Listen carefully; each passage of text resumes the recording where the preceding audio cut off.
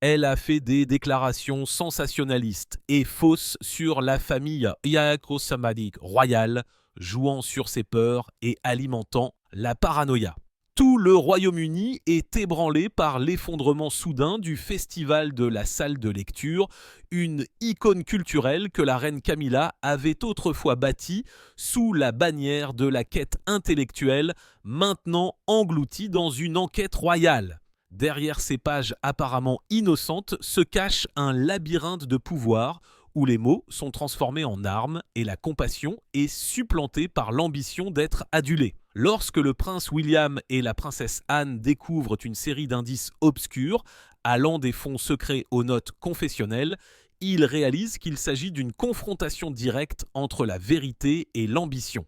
Alors que Camilla s'efforce de se forger une image de reine de la sagesse, les autres la voient réécrire l'histoire, non pas avec justice, mais avec la plume de quelqu'un qui cherche à régner par l'émotion. Mais les vérités révélées par William et Anne sauveront-elles l'honneur de la dynastie Windsor ou ne feront-elles qu'accélérer sa chute sous l'ombre des propres mots de Camilla ? Une lutte de pouvoir éclate où la plume devient un poignard et chaque page est une confession gravée dans l'ambition.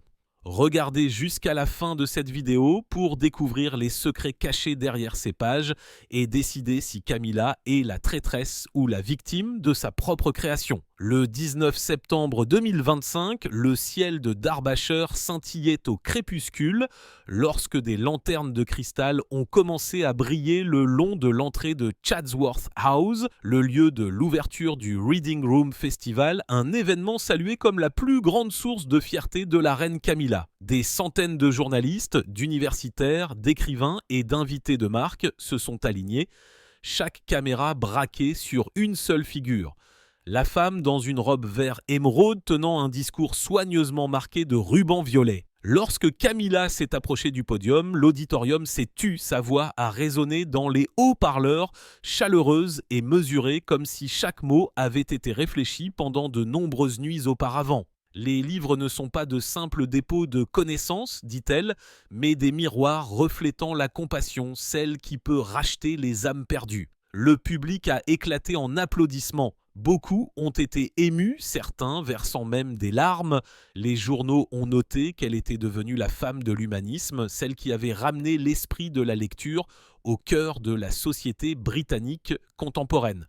Les flashs des appareils photo crépitaient sans cesse. Un journaliste a murmuré « Pour la première fois, elle n'est pas perçue comme la reine, mais comme un être humain ». Camilla a souri, un doux sourire rayonnant de triomphe.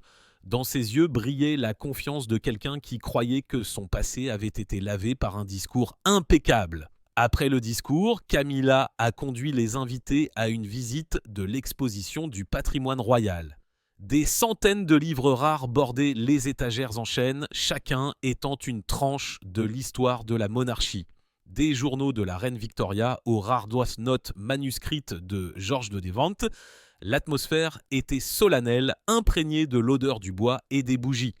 Tout s'est déroulé parfaitement jusqu'à ce qu'Eleanor Finch, une éminente spécialiste de l'histoire royale, se penche pour examiner une étagère isolée dans un coin. Parmi les volumes soigneusement numérotés, elle a repéré un vieux livre à couverture en cuir brun qui ne figurait pas dans le catalogue. La couverture ne portait pas le nom de l'auteur, seulement un faible emblème de couronne.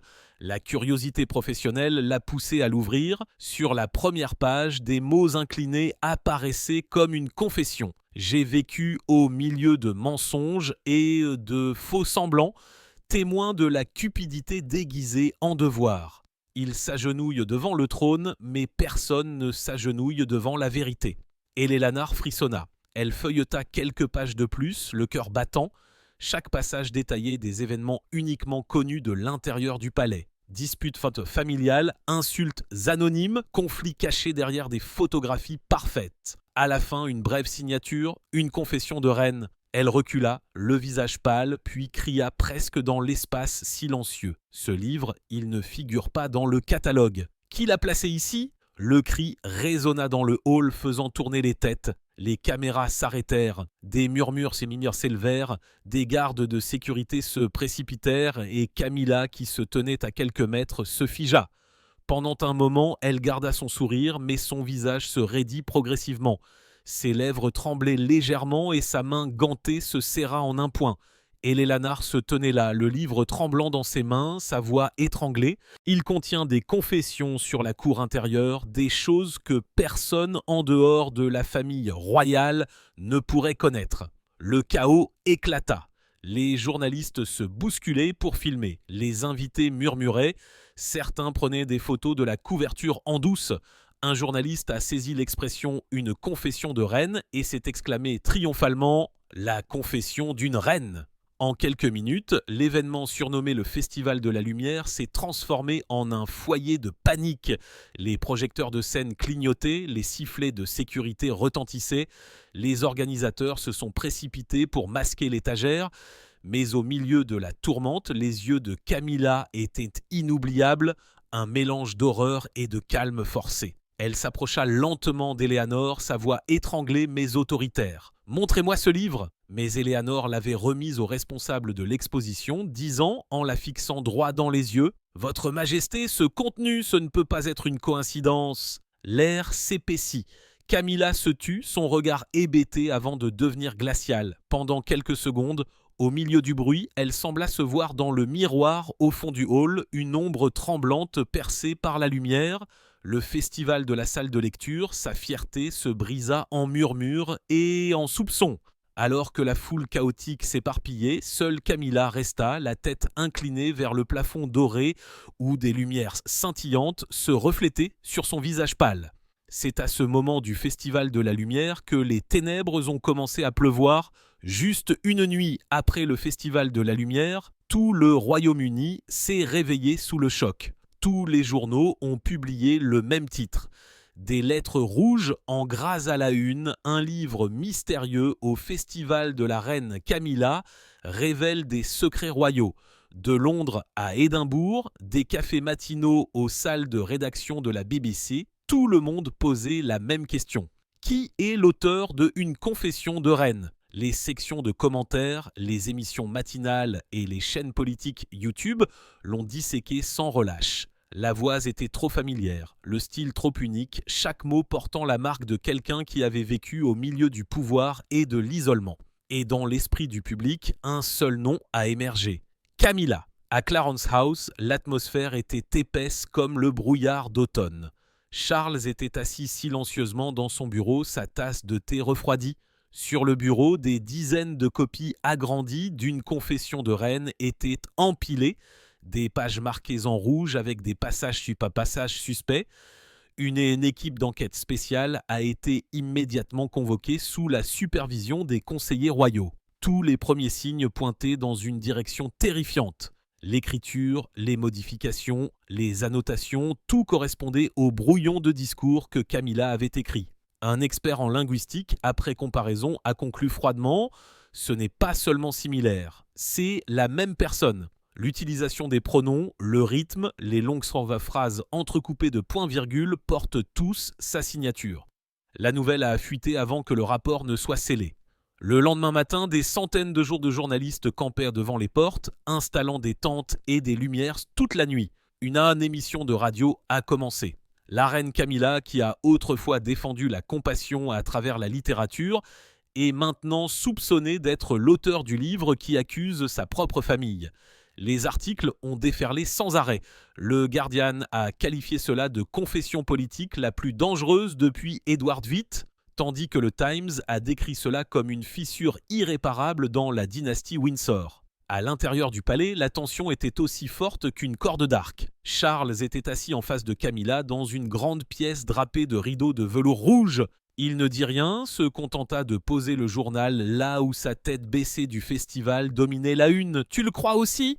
demanda Camilla, la voix rauque. Charles la regarda, les yeux mêlant déception et peur. « Je ne sais plus quoi croire. » Au fur et à mesure que l'enquête s'approfondissait, des témoignages ont émergé. Un ancien serviteur qui avait pris sa retraite l'année précédente a été convoqué pour être interrogé. Il a révélé que chaque soir, Camilla écrivait pendant des heures dans une petite pièce au 3e étage, l'appelant son journal des péchés. Elle m'a dit Seule l'écriture me libère. Personne ne comprend ce que c'est d'être reine au milieu de murs dorés. Le serviteur a raconté. Ces mots ont convaincu les enquêteurs qu'une confession de reine n'était pas un accident. Dans le manuscrit, des passages décrivaient l'étouffement des titres, l'hypocrisie des rituels et la colère contenue d'une femme que l'histoire avait négligée. Quelques jours plus tard, un enregistrement audio mystérieux a fuité en ligne. La voix, légèrement déformée, était reconnaissable. Si cette dynastie s'effondre, au moins ils se souviendront de moi comme de la disseuse de vérité. Le clip s'est répandu comme une traînée de poudre. Les commentaires sous les vidéos débordaient de sarcasme, d'indignation et de pitié. L'un d'eux a écrit « Une reine repentante » ou « Une traîtresse couronnée ». Un autre a dit « Peut-être qu'elle voulait juste être entendue ». Lorsqu'elle a été confrontée, Camilla a tenu une brève conférence de presse.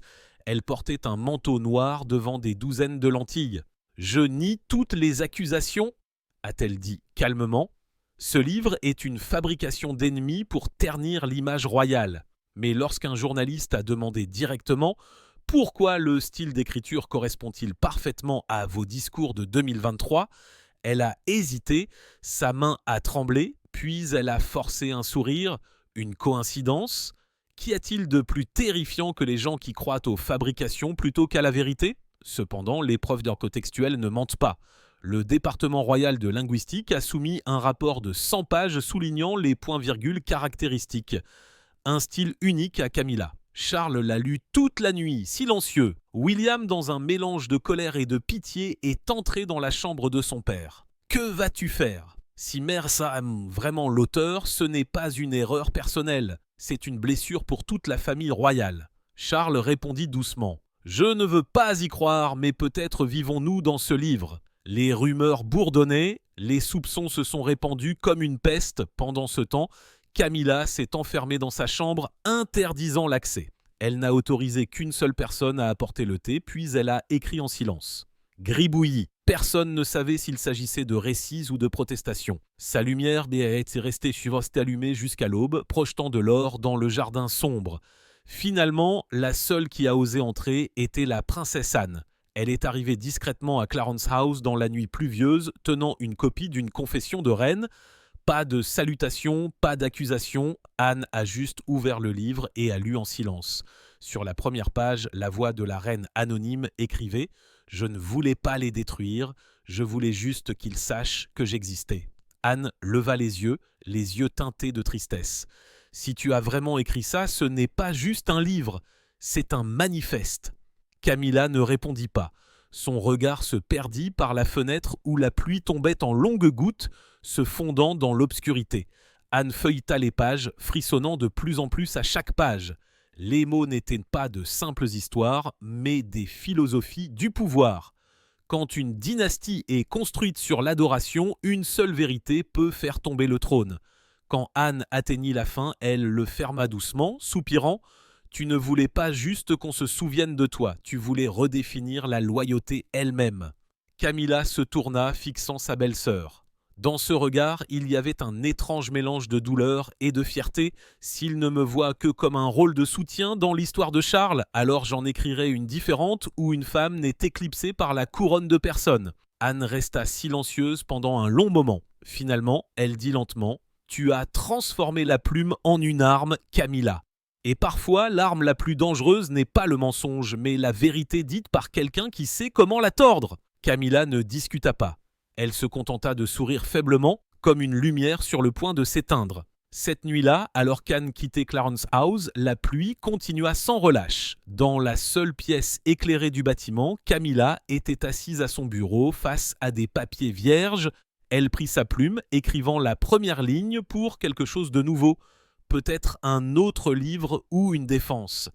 Et Anne, en montant dans sa voiture, entendait encore résonner dans son esprit les mots d'une confession de reine. Une reine n'a pas besoin de trône, seulement d'une histoire que les âges raconteront.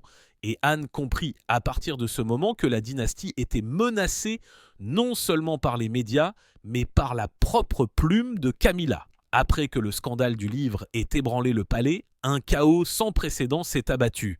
Les conseillers se sont réunis sans arrêt.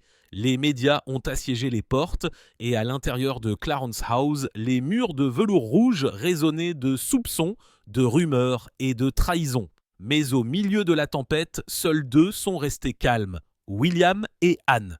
Ils se sont rencontrés dans la bibliothèque du château de Windsor par un après-midi sans vent.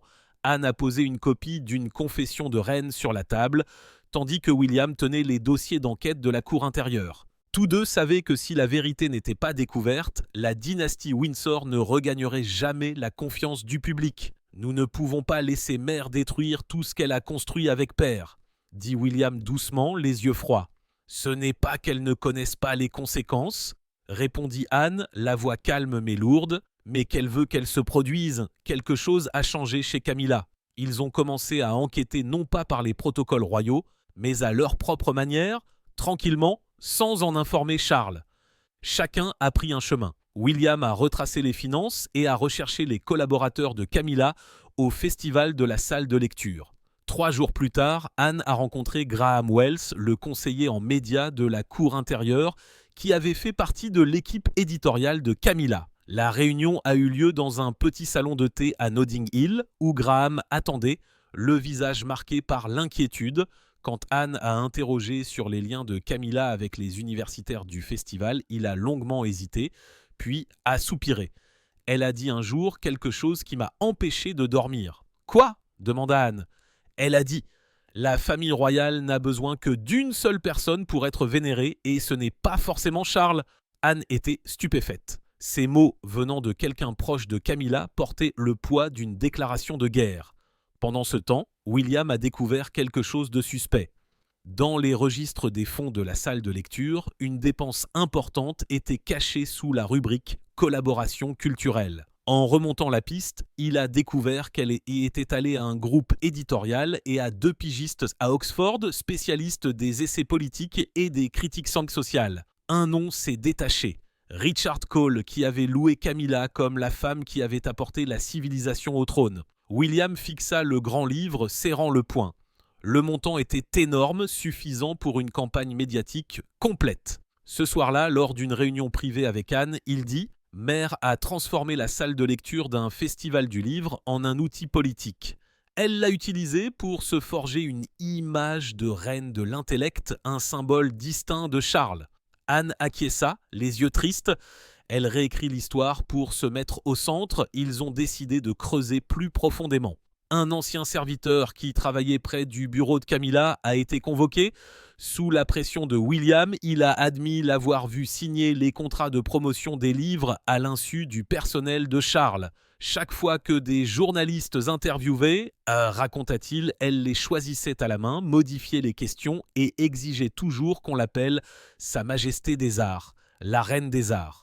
La vérité a émergé. Le festival de la salle de lecture n'était pas seulement littéraire, c'était une plateforme de soft power conçue de manière complexe pour détacher Camilla de l'épouse de Charles et la rapprocher d'une icône féminine indépendante. Des articles, des interviews, même des vidéos virales étaient méticuleusement orchestrés pour renforcer ce rôle. Anne ne pouvait cacher son indignation.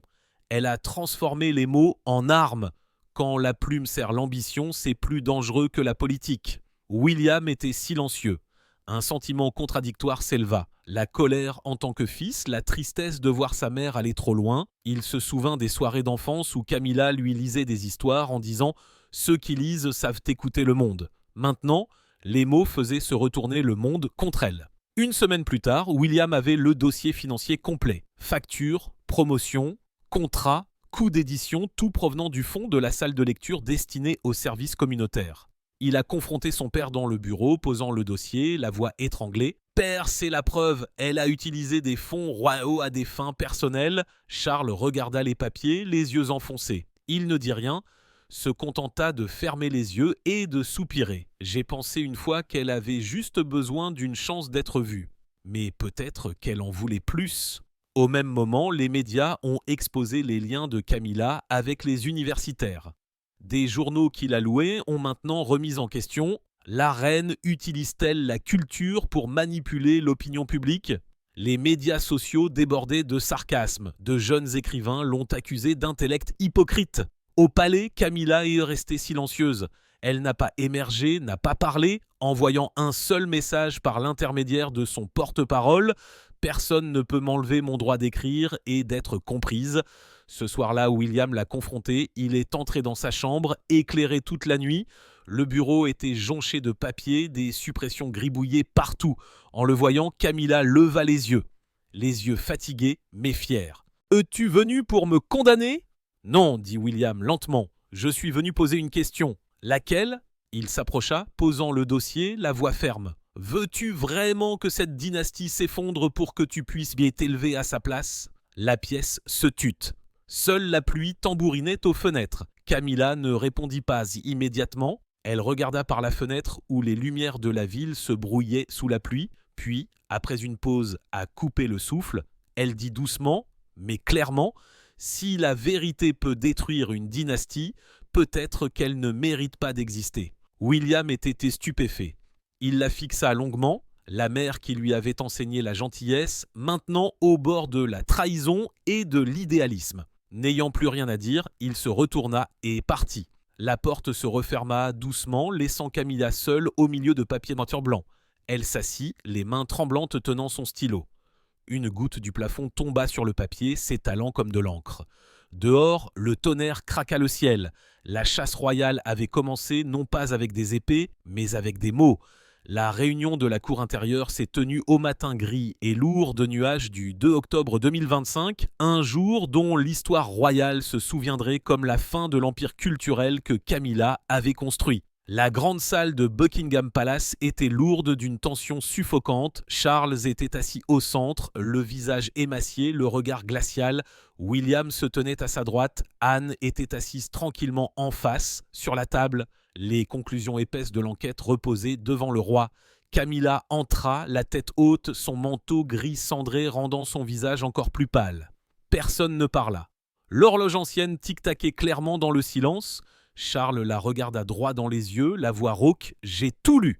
J'ai entendu les conseillers et je n'ai pas d'autre choix. » L'air se figea. Tout le monde savait ce qui allait arriver. Charles a continué, chaque mot comme une lame.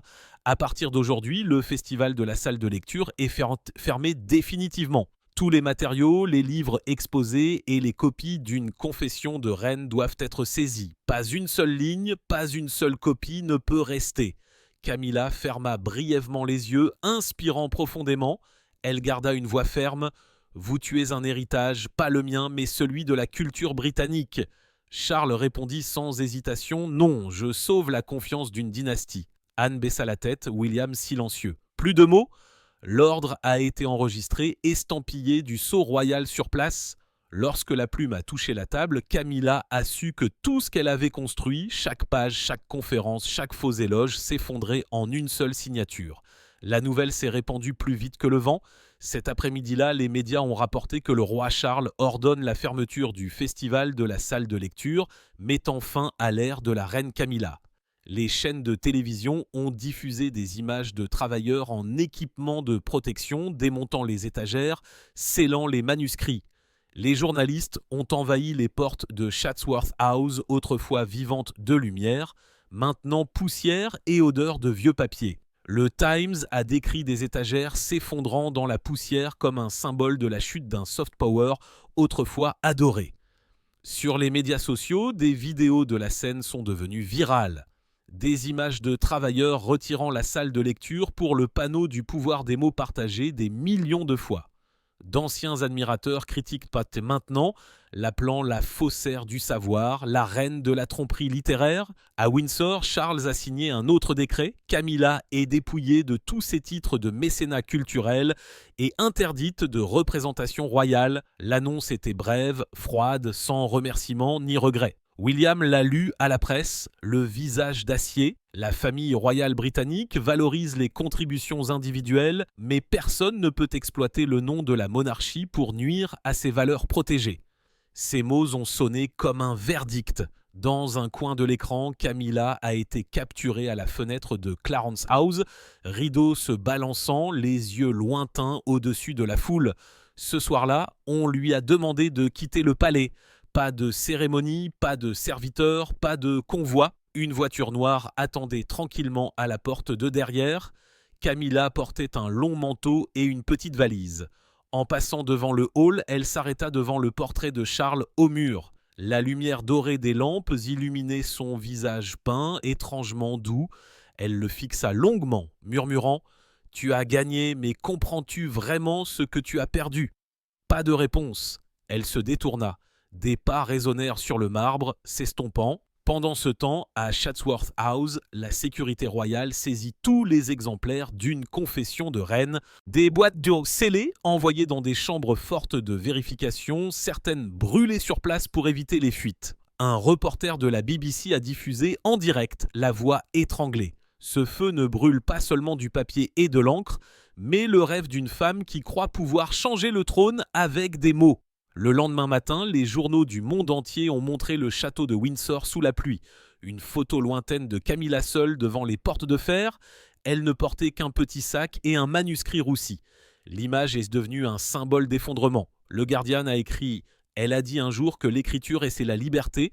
Maintenant, l'écriture est ses chaînes. » Au palais, Charles a lu les nouvelles à l'écran, silencieux. William baissa la tête. Anne se tenait près de la fenêtre, le cœur lourd. Bien que tous deux croyaient que la décision était juste, au fond, une étrange tristesse persistait. La tristesse d'une dynastie exilant, celle qui se tenait avec eux au couronnement. Et Camilla, à l'extérieur des portes de Windsor, laissa la pluie tremper ses cheveux et son manteau, les yeux non plus en colère, seulement fatigués et fiers. Sa main serrait le manuscrit roussi, les bords tachés de fumée. Des gouttes de pluie se mélangeaient aux taches d'encre, transformant les lettres en noir maculé. Une forte rafale souffla, dispersant les pages carbonisées dans l'air avant qu'elles ne tombent. Camilla se pencha pour en ramasser une, la lissa, murmurant, tremblante mais clairement. « S'ils veulent que j'aille à la chambre que je me rachète avec des mots, j'écrirai pour eux toute une vie. » Elle leva les yeux vers les froides portes de fer où les lumières dorées du palais brillaient comme un passé lointain. Au-dessus, la foudre zébrée reflétant une strie blanche sur son visage. À ce moment-là, on avait l'impression que Camilla n'était pas vaincue, mais en train de se transformer, une auteure exilée portant son héritage en cendres. La voiture qui attendait s'éloigna, l'emmenant lentement des portes de Windsor dans la pluie épaisse. Derrière, le palais s'estompa, ne laissant que le sifflement du vent et l'odeur de papier humide. Les journaux du lendemain matin ont écrit « Une ère de mots s'est refermée ». Et avec elle, la femme qui croyait pouvoir réécrire l'histoire n'est plus que le dernier chapitre de l'histoire qu'elle a créée. Personne ne savait où était allée Camilla. Certains ont dit le Wiltshire, d'autres la France, mais tous se sont souvenus de la dernière image, une reine détrônée sous la pluie, étreignant un manuscrit roussi comme son âme restante. Le Wiltshire sombrait dans un épais brouillard. Au bout d'un chemin de gravier tranquille dans une ancienne maison couverte de mousse, Camilla vivait seule, loin des palais, des lumières et des titres qui la rendaient autrefois fière. Pas de serviteurs, pas de conseillers, ni de gardes, juste le vent à travers les fenêtres en bois grinçantes et sa plume grattant le papier chaque nuit. Sur la table, des piles de cahiers s'empilaient, chacun étiqueté d'une petite ligne d'écriture tremblante, des lettres à la couronne, des pages de regrets, les journaux des excuses. C'étaient les livres de repentance qu'elle a consacrés à l'écriture du reste de sa vie, pas pour la gloire, pas pour la défense, mais comme sa seule façon de respirer. Chaque matin, elle s'asseyait près de la fenêtre, une faible lumière sur son visage émacié, et commençait. Des excuses à Charles, des explications à William, des remerciements à Anne. « Je ne veux plus être comprise », a-t-elle écrit sur une page. Seulement pardonnée, même par le silence. Une fois terminés, les manuscrits étaient scellés dans des enveloppes blanches, attachées avec des rubans bleus et envoyés au château de Windsor. Chaque semaine, les facteurs les ramassaient régulièrement, sans poser de questions, et ils revenaient tous non ouverts. Les médias ont rapidement découvert sa cachette. Ils l'ont surnommée la reine repentante, des images d'elle vieillies à son bureau d'écriture, avec une bougie qui vacille, ont rempli les journaux, mais le public a perdu tout intérêt. Les histoires à son sujet se sont estompées de la mémoire comme l'encre pâlissant au fil des ans. Charles n'en a lu aucun. Il les a stockés dans des archives scellées avec le passé. William, recevant des enveloppes des serviteurs, jeta un coup d'œil et les posa silencieusement. Anne, la seule qui comprenait autrefois, a renvoyé une courte lettre froide comme une lame. Personne ne fait confiance à quelqu'un qui a utilisé la plume pour détruire les liens familiaux. En lisant ces lignes, Camilla ne pleura pas. Elle plia la lettre, la posa sur l'étagère et continua d'écrire. Les pages s'empilaient de plus en plus haut, les murs blancs autour d'elle comme l'isolement. Le temps passa, la maison inondée de papier et d'encre, comme une bibliothèque non lue. Par une nuit de fin d'hiver, le vent hurlait, la lampe à huile vacillait. Camilla était assise, tremblante, les mains sur la plume, regardant des centaines, peut-être des milliers de cahiers vierges. Sa voix, un murmure pour elle-même. Peut-être que la punition la plus lourde n'est pas d'être oubliée, mais d'être autorisée à écrire pour toujours, sans que personne ne lise. La lampe s'éteignit dans l'obscurité, seul le vent à travers les fenêtres transportant un parfum de papier frais. Sur la table, un cahier ouvert montrait les premières pages, des mots minces et inclinés, comme un dernier souffle de quelqu'un qui a vécu pour les lettres. La rédemption d'une reine. Pensez-vous que Camilla est vraiment repentante ? Ou essaie-t-elle simplement de réécrire l'histoire de sa vie d'une autre manière ? Si vous étiez à sa place, choisiriez-vous le silence pour le pardon ou continueriez-vous à écrire pour qu'on se souvienne de vous ? Partagez vos réflexions avec nous dans la section des commentaires. N'oubliez pas d'aimer, de partager et de vous abonner pour en savoir plus. De plus, cliquez sur la prochaine vidéo qui s'affiche sur votre écran, vous l'apprécierez.